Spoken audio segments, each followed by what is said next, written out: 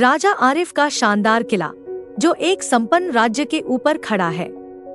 सूरज ढल रहा है, आसमान सोने और बैंगनी रंगों से सजा हुआ है। कथावाचक, एक समय की बात है, एक ऐसे राज्य में जहां नदियां नीलम की तरह चमकती थीं और जंगल राज फुसफुसाते थे, वहां राजा आरिफ राज करता था।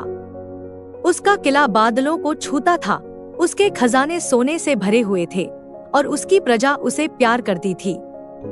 फिर भी जब वह अपने बालकनी से तारों को निहारता तो उसके दिल में एक अकेलापन सा छा जाता।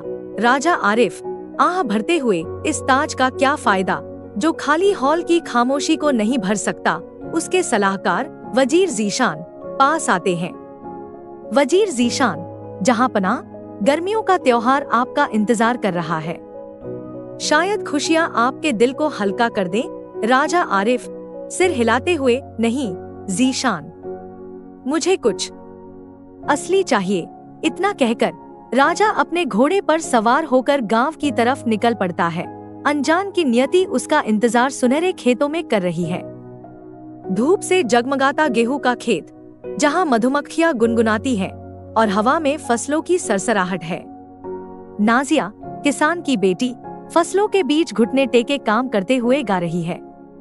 उसकी आवाज हवा में मधुर संगीत की तरह गूंजती है। नाजिया गाते हुए, जहां प्यार बोया जाता है वहां जड़ें गहरी होती हैं।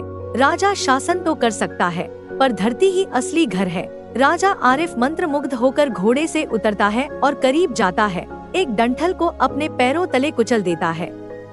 नाजिया तेजी से मुड़ती है, उसकी नजरें तीखी हैं। नाजिया कमर पर हाथ रखकर, क्या सभी राजा उस धरती के साथ ऐसी बेपरवाही करते हैं जो उन्हें खिलाती है? राजा आरिफ चौंक कर फिर मुस्कुराते हुए, माफ कीजिए मेरी बेगम, मैं आपके गीत से विचलित हो गया था।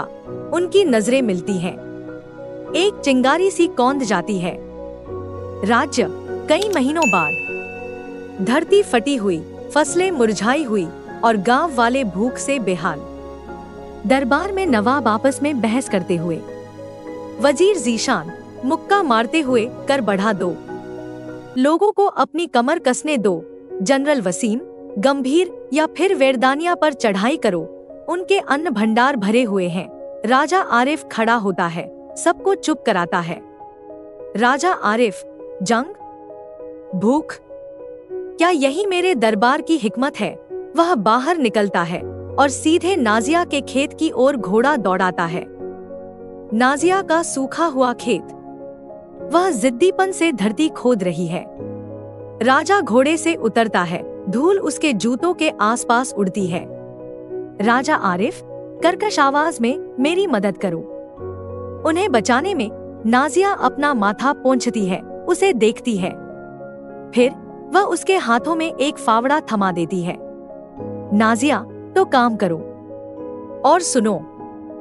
राज्य का चौक, किसान इकट्ठा होते हैं, जबकि राजा मिट्टी से सना हुआ उन्हें संबोधित करता है। राजा आरिफ एक अंकुरित बीज को ऊपर उठाते हुए, आज से कोई भी अनाज जमा करके नहीं रखेगा जबकि दूसरे भूखे रहें। हम साथ मिलकर कुएं खोदेंगे, फसल बांटेंगे और फिर से बसाएंगे। नवाब हैरान हो जाते हैं, लोग खुशी से चिल्लाते हैं।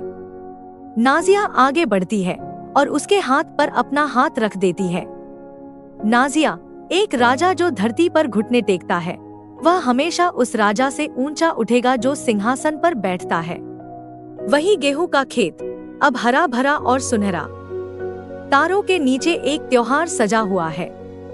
राजा आरिफ नाजिया के सामने घुटने टेकता है और एक अंगूठी की बजाय अनाज से बना हुआ ताज पेश करता है। राजा आरिफ, मेरे साथ राज करो, मेरी प्रजा नहीं बल्कि मेरी बराबर के रूप में। नाजिया मुस्कुराती है और ताज को अपने सिर पर रख लेती है। नाजिया, बशर्ते तुम यह वादा करो कि कभी सीखना बंद नहीं करोगे। भीड़ खुशी से चिल्लाती है। कैमरा पीछे हटता है और राज्य को फिर से जीवित दिखाता है। कथावाचक, और इस तरह प्यारे दर्शकों, याद रखो, सबसे महान राज्य सोने पर नहीं बल्कि प्यार, हिकमत और हाथ गंदे करने की हिम्मत पर बनते हैं। स्क्रीन पर लिखा अगर आपको यह परी कथा पसंद आई तो लाइक, शेयर और सब्सक्राइब जरूर करें। नीचे कमेंट करें, आप राज्य को बचाने के लिए क्या करते। धीरे धीरे अंधेरा छा जाता है। नाजिया के गीत की आवाज हवा में गूंजती रहती है।